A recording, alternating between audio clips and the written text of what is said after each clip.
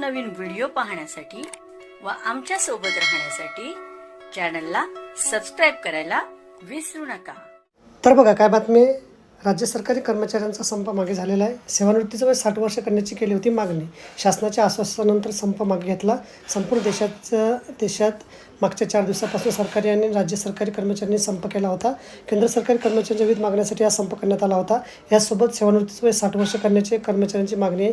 या मागणीचा विचार सरकार करत असल्याचं सांगण्यात आलं आहे। सेवानिवृत्तीचं वय 60 वर्ष करण्याबाबतचा प्रस्ताव शासनाच्या विचाराधीन आहे असं सरकारनं सांगितलं। सरकारी कर्मचाऱ्यांच्या विविध मागण्या देखील मान्य झाल्या आहेत। त्यामुळेच राज्यातील 18 लाख कर्मचारी आणि शिक्षकांनी केलेला संप स्थगित करण्यात आला आहे। मुख्यमंत्र्यांच्या वतीने राज्याचे मुख्य सचिव यांनी सकारात्मक आश्वासन दिले आहे। मागण्यांना मंजूर देण्यात लेखी पत्र दिल्याने सोमवारपासून सर्व कर्मचारी आपल्या कानावर हजर होणार आहेत। कर्मचाऱ्यांना 1 मार्च 2024 पासून राज्याची सुधारित राष्ट्रीय पेन्शन योजना करण्यात आली आहे। तर त्याबाबत 15 दिवसात अधिसूचना काढली जाणार आहे। चतुर्थ श्रेणी वाहन चालक यांची भरती केली जाईल।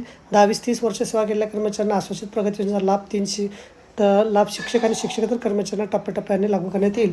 15 मार्च 2024च्या संचमान्यतेच्या शासन निर्णयातील अडचणी निदर्शनास आणून त्या दूर करण्यासाठी उपाययोजनासुद्धा करण्यात येईल। तर अशा प्रकारे अत्यंत महत्त्वाची माहिती आपल्याला समजली असेल। व्हिडिओसुद्धा आवडला असेल लाईक करा आणि शेअर करायला विसरू नका।